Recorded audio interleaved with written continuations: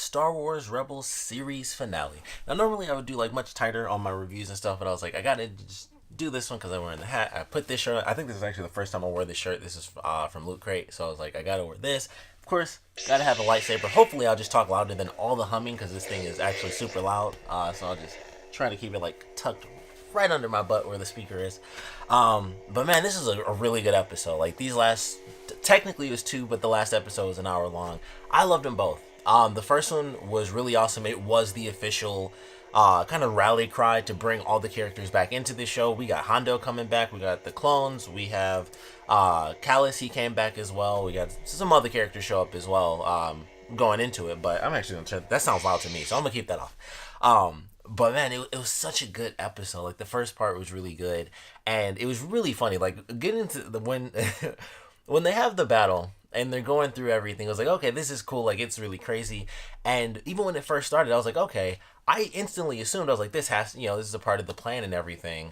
And then it was like, they didn't seem like they were that prepared. Maybe this wasn't a part of the plan. Maybe he was actually betraying them towards the end. I can't think of the guy's name, but the former senator. And I was like, that just seems weird. I was like, like this is all this time, and now he wants to betray them. And it was just like, this is like it didn't. I was like, it has to be a part of the plan, but they seemed so unprepared.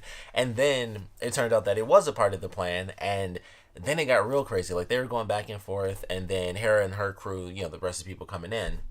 It's like, all right, they're coming in to do the rescue from above, and then they brought the wolves in, and it was just the most chaotic thing in the universe because they came in, and then the music kicked in, and it was just like a choir just screaming, and that was like the whole theme was just like, it was like boom, boom, boom, and there's like and just wolves attacking people. And if this wasn't on Disney, like if this was still Clone Wars and it was on Cartoon Network, I think they would have ripped some people apart. Because there's a part when the clone troopers were talking. It was like, hey, you got your wolf pack back. There's this wolf that picks up a dude, and then another wolf comes and grabs the leg, and I was like, they can't rip his leg off because this is Disney. But I'm like that wolf would have ripped his leg off on Cartoon Network. At least it would have been a little bit closer for sure. But then they just, people are getting just picked up by these wolves, and they're just being thrown off the cliff and just knocked down, and just like helmets are being bit. And I was like, I don't think everyone's living from this, especially not the people that fell. But it was just absolutely crazy. I was like, holy crap, this is way more intense than I thought it was going to be. Like, it was already crazy because it was a shootout and they seemed to get ambushed and everything. And it was like, all right, well, that's pretty nuts in itself. And then it just got crazy. Like, the wolves came in, and it was, they like, that ended everything. Like, everybody was freaking out and running for their lives, and they're just getting tossed off cliffs and everything. So I was like, that's a pretty epic way to end, just the first part, and that's going into, like, the hour-long official series finale. And I was like, well, that was really awesome, so I love that. And then, of course, we get into our actual series finale, which was really, really well done. Especially, and obviously I'll get to, like, the epilogue and everything.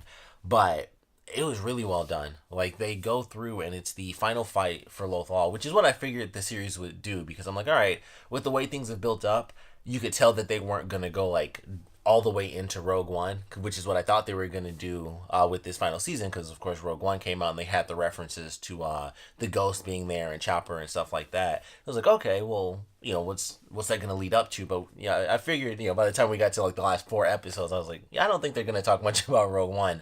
So it was like, all right, they're going to do Lothal. It's going to be the grand battle to, of course, save our main characters, home planet. And it was really well done. They go in, it's like, all right, they got the whole crew together, they have their whole plan. They go in, and naturally, things start off okay, and then they start to, get really nuts. And Thrawn, of course, was really great as, in this final episode as the villain.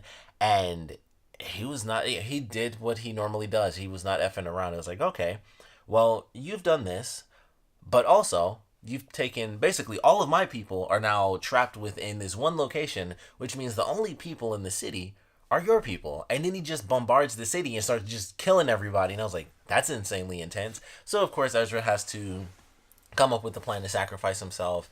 And I just love the way it was playing out. And I was really worried because I think I mentioned this before. When they did the promo for the finale, they made it seem like Ezra was going to die too. And I was like, they're not going to kill Kanan and Ezra, like right at the end in the last 4 or 5 episodes. That would just be nuts. But I love the way everything was handled. And, he goes through this process of giving himself up. And then I love the way he meets the Emperor. But it's like him as, Senator Palpatine and everything, and like it's the it's a fake hologram. And he's like, well, if you just basically go through this, you'll have your parents back, and everything will be perfect. And he knows that he has to give that up in order to save everyone else. Like he has to basically handle that loss. He has to let go of them just like he did with Kanan. So I love that, and then I like how once he did that, it started to mess up the hologram, and then it becomes like full on Emperor. So I was like, well, that's definitely cool. And Ezra ends up fighting these people who I don't know who those guys are. I don't recognize them from anything I've ever seen in Star Wars. So I was like, okay. They first came in, I was like, oh, that's like a different version of the Imperial Guards because of course they were in red. And then they have these crazy like devices where it was making Ezra float in the sky, and I was like, I've never seen that before. Excuse me. So that kind of threw me off, and it wasn't like he had to touch him with it and then he was affected. It was like he was channeling the Force through this staff, which might be a thing that like it's like long since existed.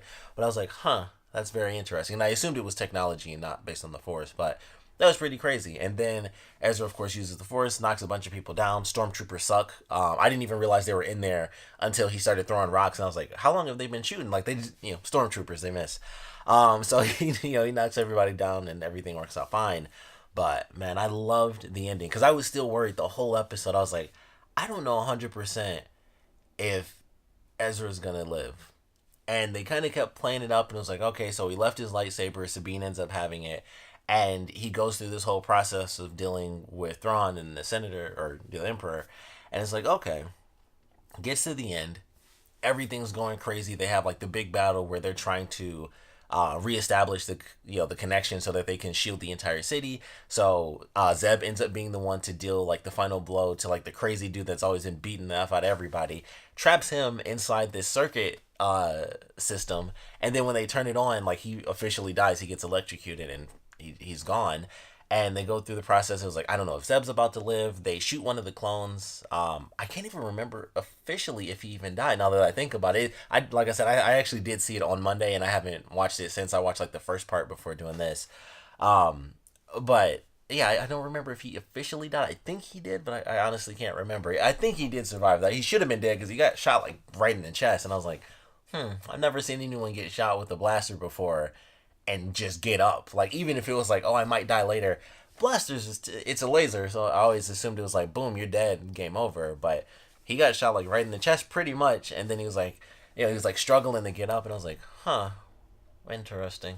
But it was still cool. I love that whole sequence, and of course everything works, and Thrawn is, he tries to bombard the city again, and it fails, and that's when Ezra comes in, and he doesn't have his lightsaber. He's just got he takes blasters and he's using the Force. He gets shot in the arm, so then he has like one arm to use. And I was just like, I don't know. I'm not sure what's about to happen.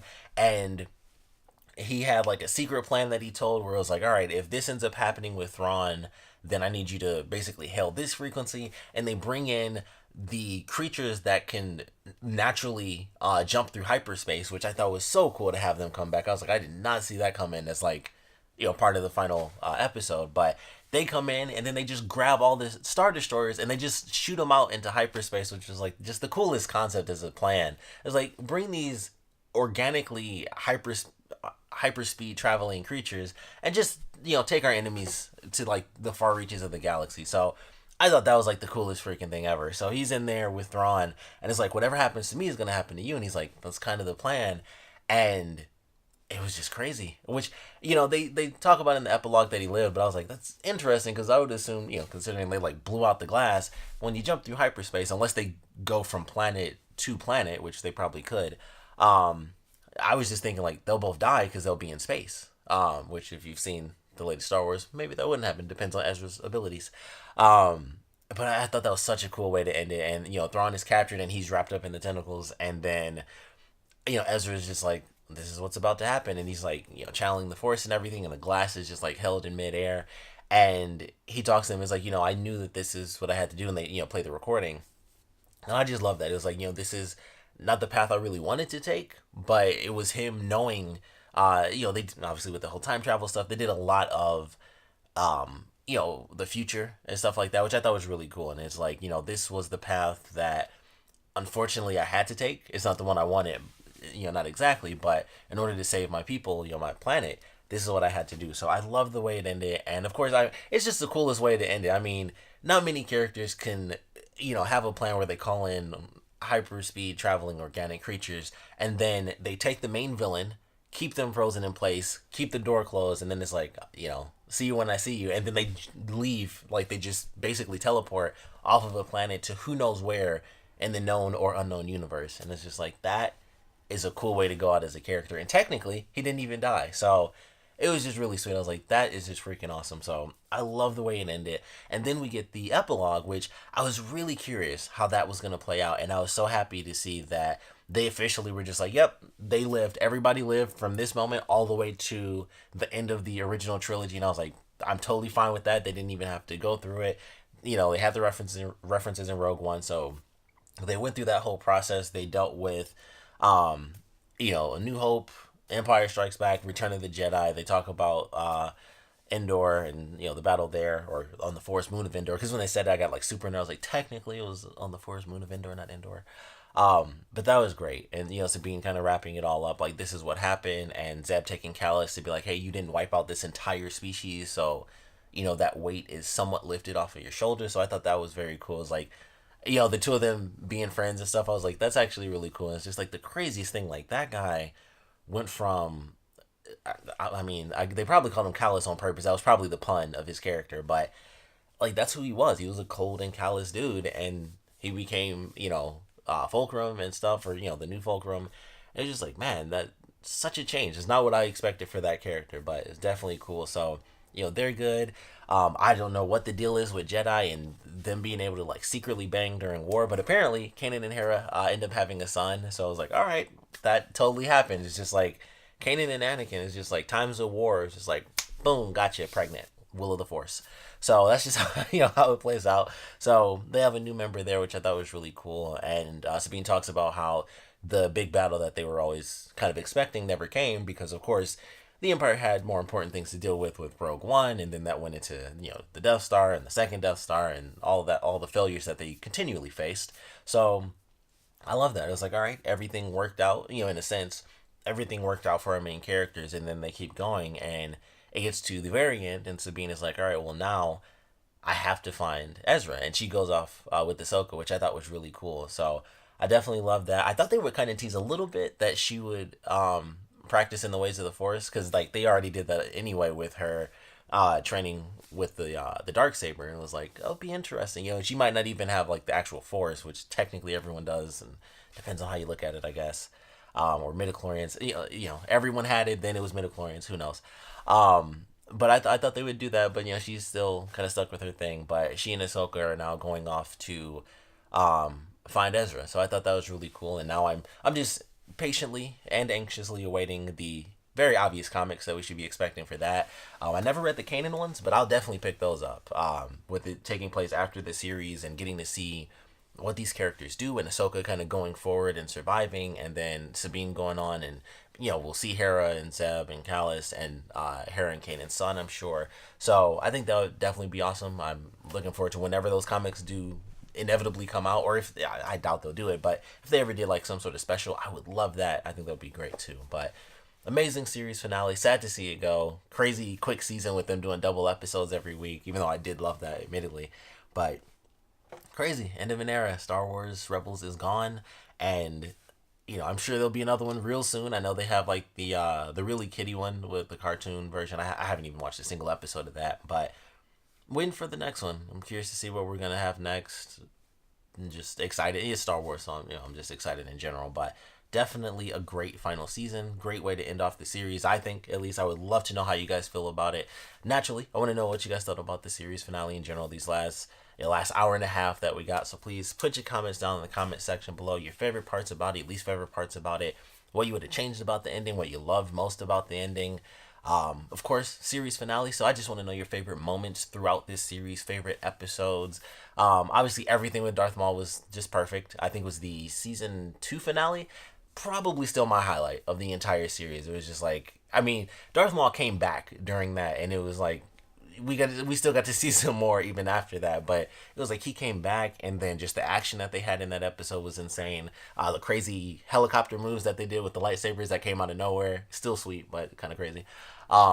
but that might be like my favorite moment. And Ahsoka versus Darth Vader, there was a lot in that finale where it's like I feel like that has to be my favorite out of the whole series. But there's a lot to love in this. All the Darth Maul stuff was great. Obviously, Obi-Wan and Darth Maul, their final encounter was just amazing. Actually, yeah, I think I did a live reaction to that, so you guys can check that out. I did a live reaction to the season 2 finale as well, so you can check that out. The Oh man, what else did they have? All the Mandalorian stuff, because Sabina's like my favorite on the crew. I was just like, all I want is more Mandalorian stuff. And then this season kicked off, and I was like, perfect. I still wish we had a little bit more of that, but I was like, it's fine. It was great. Everything we got was beautiful. The stuff from last season was amazing. Her learning with the lightsaber and stuff, and training with the dark saber. So all of that, everything Mandalorian based was just like absolutely perfect. Her sister was one of the other characters that came back, so that was cool. I wish she came back more. I was kind of hoping that she would, because if I remember right, this is literally only the second time we saw her, because she was in that one episode, and then this was it. So it's like, oh man, I wish we got to see more of her and that relationship and the history between them. So that could already be out in comics, or maybe they'll make that. I don't really know, but either way, that was some good stuff. Like I said, Darth Maul. But yeah, I love this show. So yeah, I know everybody had their opinions on it with coming off of Clone Wars and everything, and this wasn't as dark for sure, but I think a lot like Clone Wars, oddly enough, this did get darker as it went on, which I totally appreciate it, and they were able to somewhat at least push the limits, even though it was like Disney. They're still able to push some of those Star Wars limits. So I love that for sure. But that was a great series finale. Like I said, would love to know what you guys thought about it. So please put your comments down in the comment section below. And of course, thanks for watching.